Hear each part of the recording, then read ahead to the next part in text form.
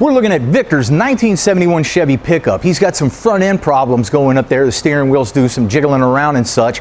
So today we're going to diagnose the problem and we're going to rebuild this front end. You probably need to do the same thing to your trucks. You better stay tuned.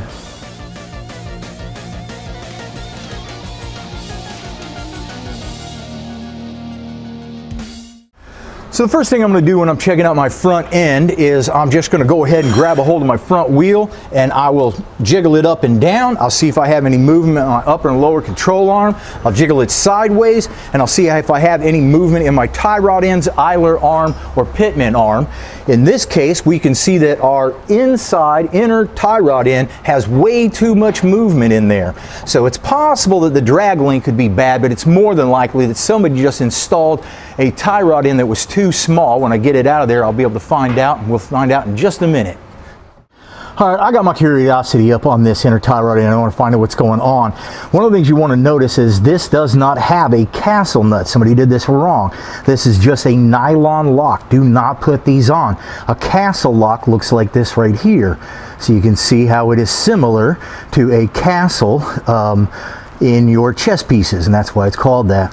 So when I'm turning this, what's happening is you'll notice that the bolt, if you will, or the tie rod end is turning at the same time, and there's no way to hold it at the back. A couple of things you can do is you can get an impact gun on there and try to strip it off really quick. Sometimes it'll spin fast enough to come off. Other times what you're going to have to do is get something like this in there and then wedge on it, so you're putting pressure on this ball joint, and then that'll let this come off. Now even that won't work on this one, and I'm going to have to cut this off. So it's not that big of a deal because the tie rod end's wrong anyway and this nut is wrong.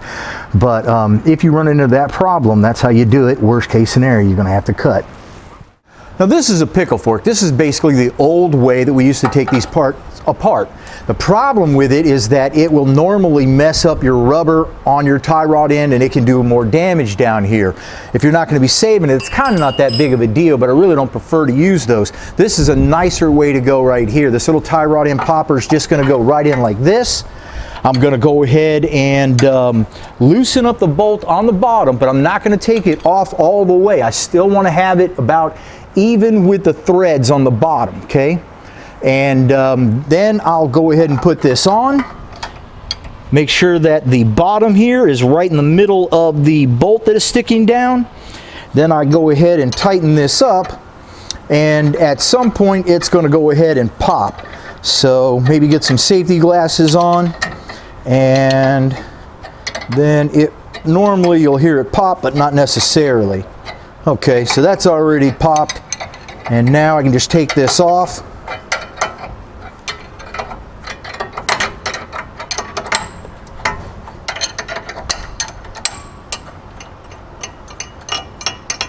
And the reason that you want to leave the nut on the bottom down here is because if you were to take it off all the way, then when this presses on the threads, it might mess up the threads.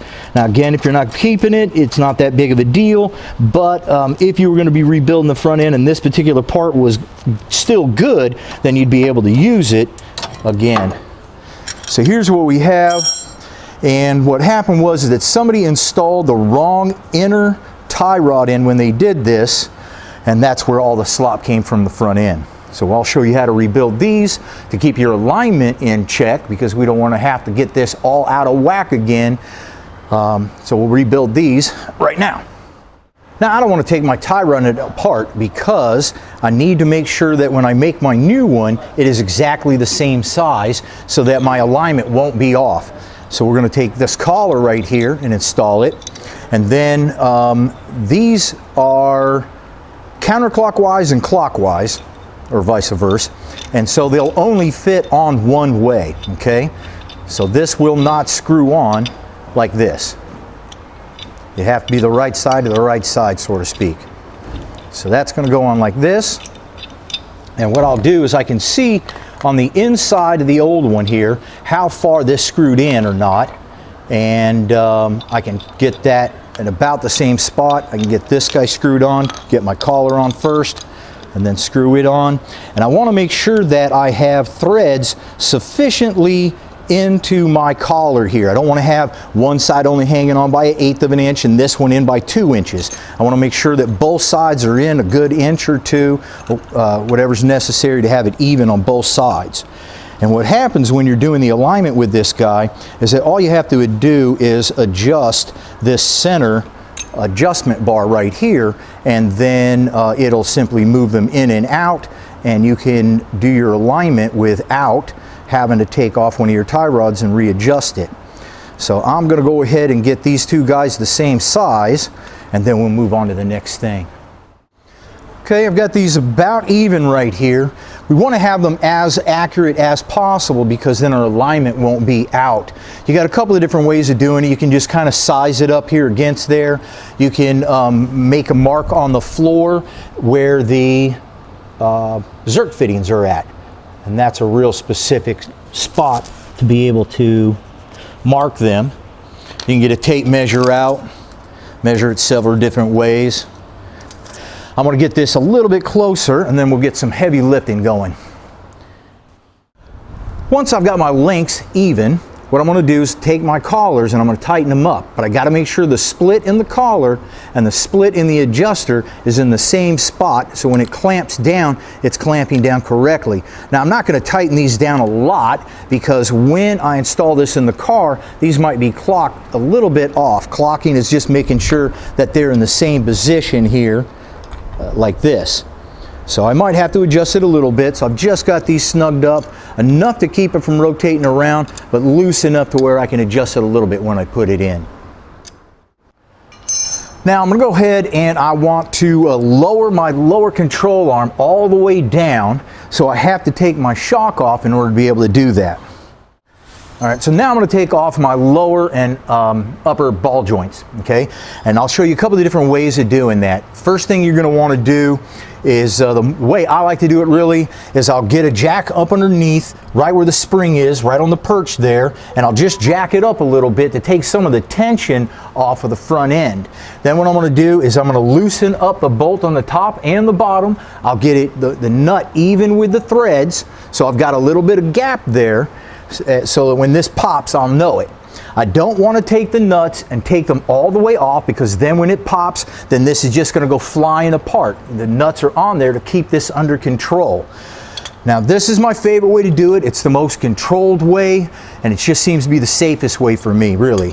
You can use your pickle fork. Another thing you can do is take the tension off of the control arm down here, and then you loosen up the nut enough, and then you can just hit it with a hammer here sometimes, and that'll pop it off. Generally though, it typically doesn't work just because everything's so old and rusty, but if you're desperate, that might just do it for you. So I'm going to go ahead and get this upper and lower off, and then we'll see what it looks like underneath, and I'll give you a couple more handy hints on that. I'm trying to take off my upper ball joint, but the nut and the bolt, so to speak, are spinning at the same time. So what I do is I get my pickle fork, I get it in there, I hammer it in there, and what that does is it'll expand it, and it'll hopefully put enough pressure on the bolt that I can take the nut off with. So that's working. Now what I'll do is I'm going to take off my upper, but I have to make sure that my jack is on the bottom and it's got tension on there. If it doesn't, when I do this here, things are going to fall down. So I got my support, I can take this off, and I don't have to worry about anything going bang on me. Now your spindle might fall forward a little bit, so be prepared for that. Okay, so just like that, nice and easy. So what I want to do now is I want to make sure that this rubber hose here does not get damaged. Now technically probably I should just disconnect this, but I'm trying to save time. So I'm going to get my spindle off, I'm going to have it off to the side, and I'm going to get some zip ties on it so that there's no tension on this hose right here. If that's just too much, just go ahead and disconnect it and everything, and probably easier for you. You're just going to have to bleed the brakes after the fact is all.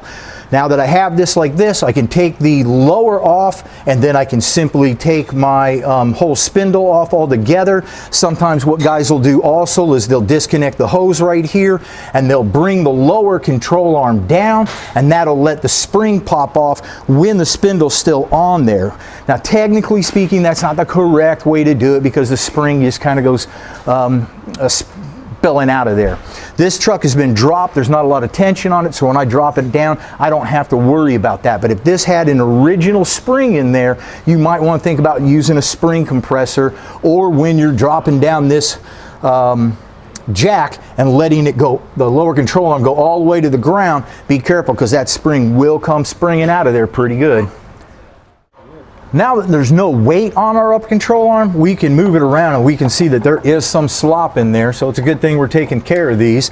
When I'm taking these off, you'll notice that there are shims, alignment shims, on both of these bolts normally. So when we take these off, we're just going to loosen these up enough to take these shims out all together. We're going to tape them together and we're going to mark them left side front, left side rear, right side, etc. because these have to go in exactly the same spot to keep your alignment at least close to where it was before.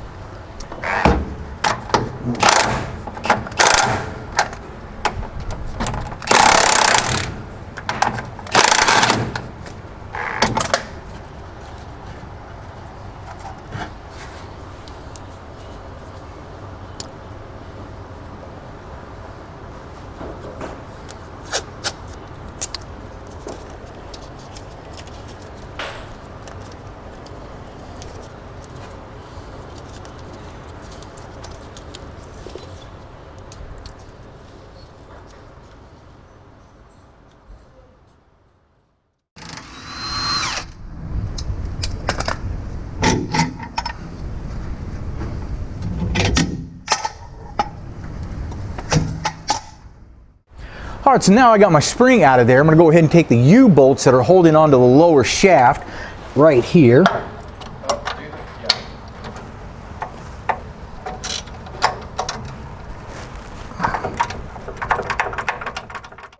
All right, let's take a look at the shaft that we're going to be installing.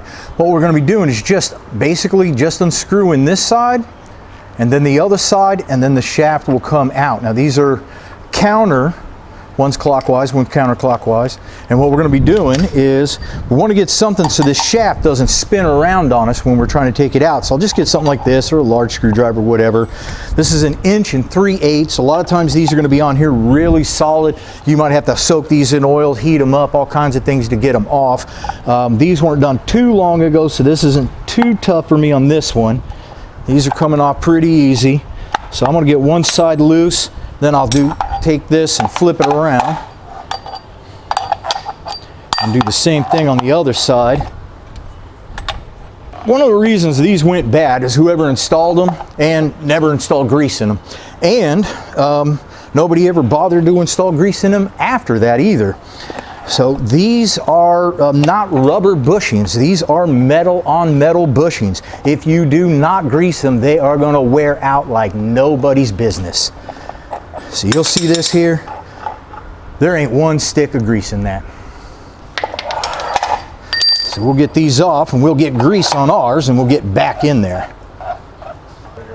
We'll need to inspect our up control arm. There are a couple of things that are common to go wrong with these. In the past, somebody might have installed these wrong and these ears will be warped in or out or from an accident. And the threads right here, they can go bad a lot of times too.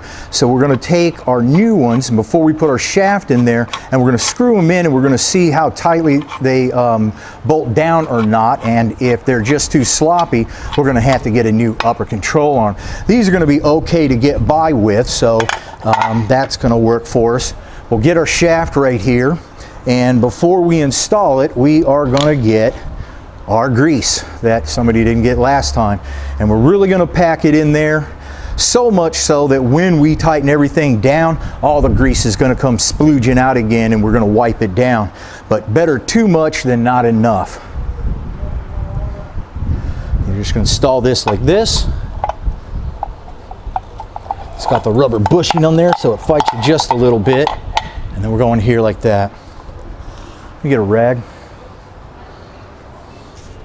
Okay, so now the kicker on this shaft right here is we have to be sure that we're in the middle. So when you're screwing these in, you want to make sure you're doing it even on both sides. We don't want to have this side tight and this side still loose.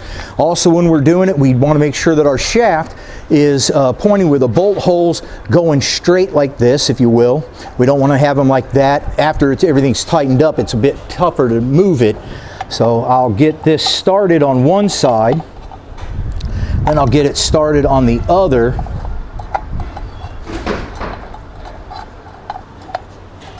And I'll do both sides a little bit at a time.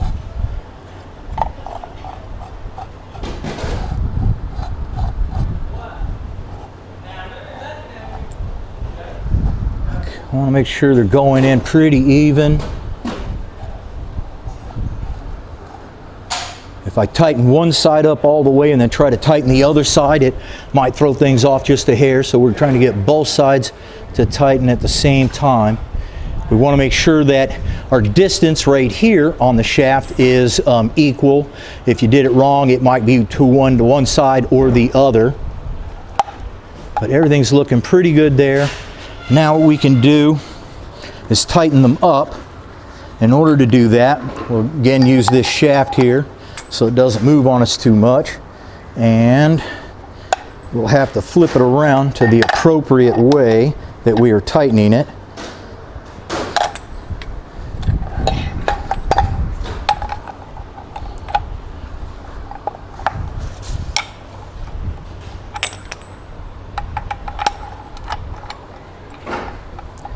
So we're just going to get everybody snug first, and then we're going to tighten. If you take one side and just tighten it down and then the other side, you can get things off a little bit.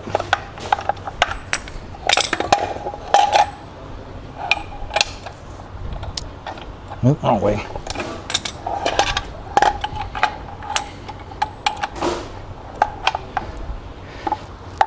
Okay. All right, that's looking good. I'm going to take my rubber bushings right here and I'm going to make sure that they are shoved all the way to the sides so that the grease stays in there.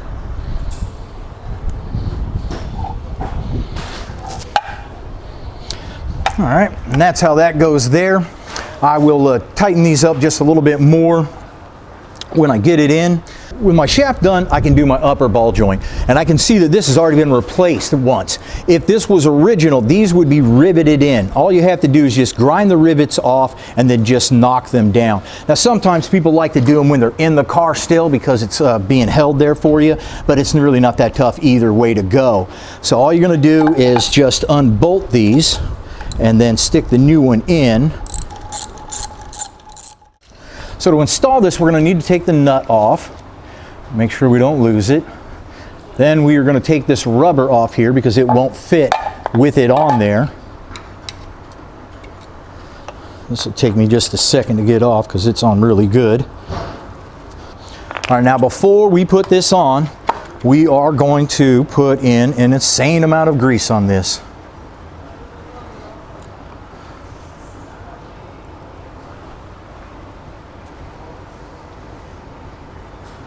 Pretty easy to see how it installs. All you got to do is line up the holes. The kit comes with brand new bolts, so you don't have to use your old ones.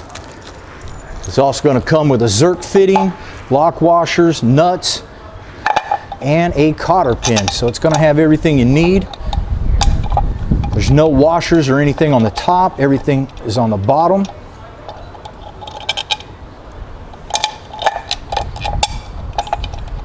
Get that like that. We got lock washer, nut.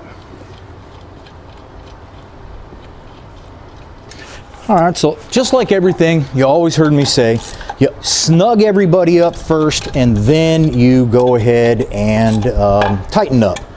These are small bolts. They only go with about 35 pounds of torque, so they're nothing all that big and heavy. And in hindsight, I probably should have put the grease on after I put this on. It would have been less of a mess for me. So,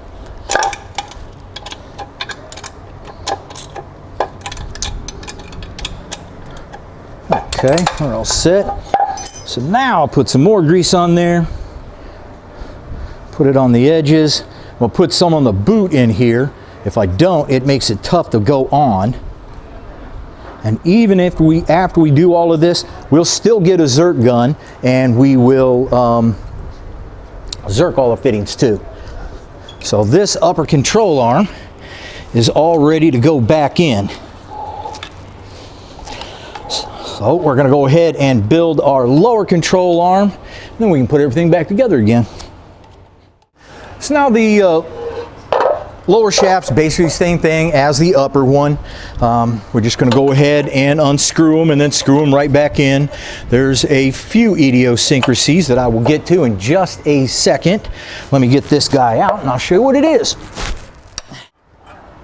And once again, not a spot of grease in here. Metal on metal needs grease. Okay, so once again, I want to check my threads to make sure they're not stripped out.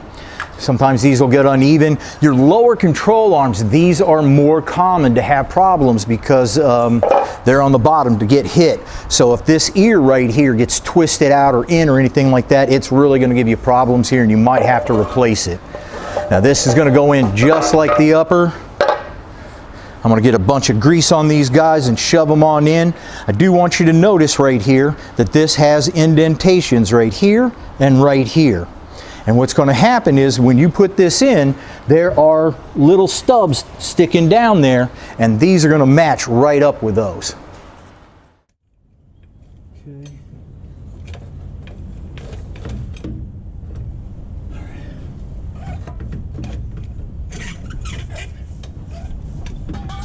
All right.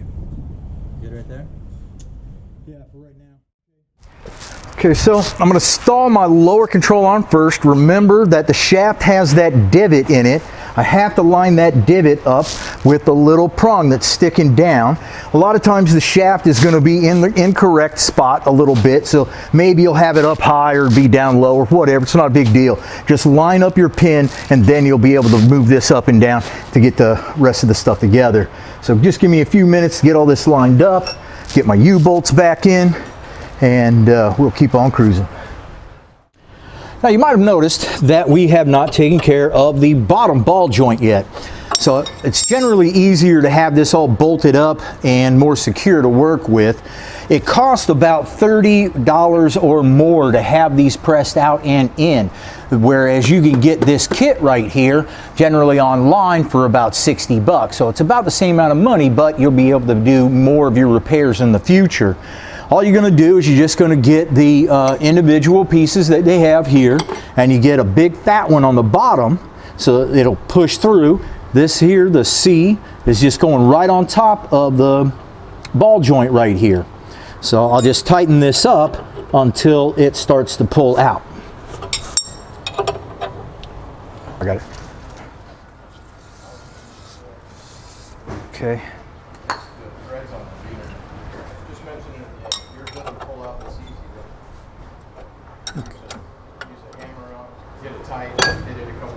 Okay. All right, this popped out nice and easy. Now, just like everything else, this can be just rusted in there. You might have to heat it up. Sometimes what you can do is get this tight and get tension on it, and then you can hit it with a hammer lightly on the sides to kind of break out the rust. Maybe get a whack on top. But you might get lucky like we did, or you might have to spend some time on this.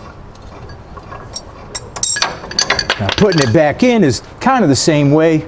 Let me get the new ball joint and I'll show you.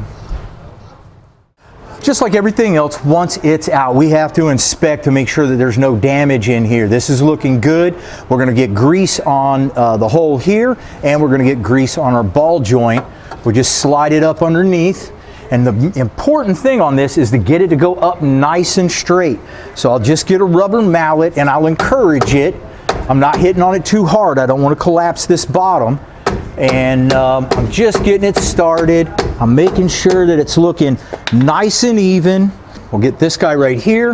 It has to be larger than the ball joint top here. We're going to get this guy. It will go on like this. You'll have a bucket cup like this. That'll go there. So this will just go on here. And again, everything has to be nice and square before I go up.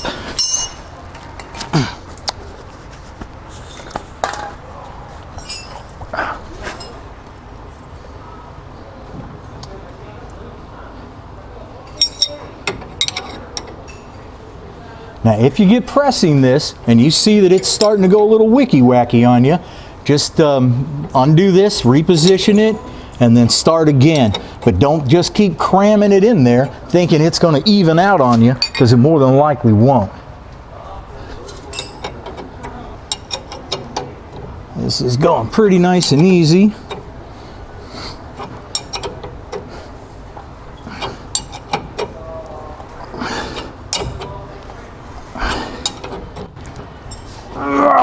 Okay, we are in there. Coming back down.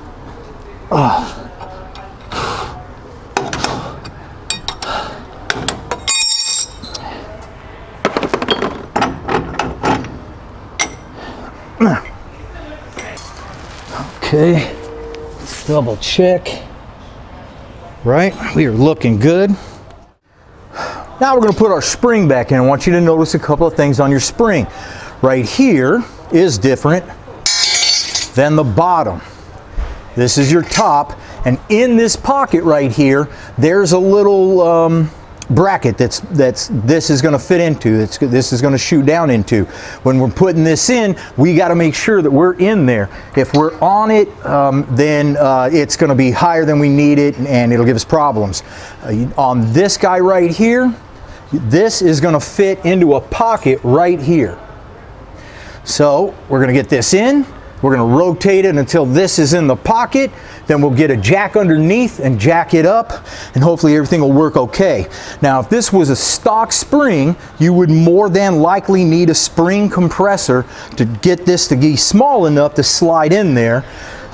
This is almost stock height. Let's see what kind of luck we got. Okay. So you get it on the bottom of the pocket and then go ahead and jack it on up. The spindle's blocking me from going in the car. Okay. Okay, go up. Okay, hang on. Okay, good. Keep her going. So now I can go ahead and put my spindle on, and I'll put my nut on there, and then I can go ahead and put my upper control arm on, and then I will go ahead and jack the lower control arm up until my upper control arm will go in there. So I'll show you what that looks like right now. So I'm just installing the upper control arm. I'm just going to get it snug enough to where I can put my shims back in. I labeled them front and rear so I know I can get them in and my alignment's going to be right.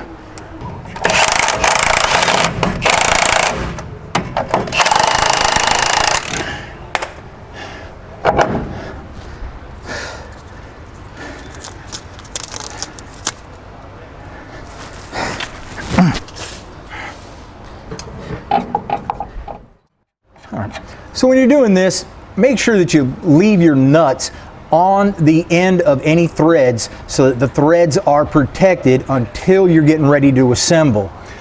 I've got my spindle all set up. I'll move my upper control arm down, get it right in the hole. Okay, so now I'll jack up the lower and I'll get my nut started here. All right, keep going. Go.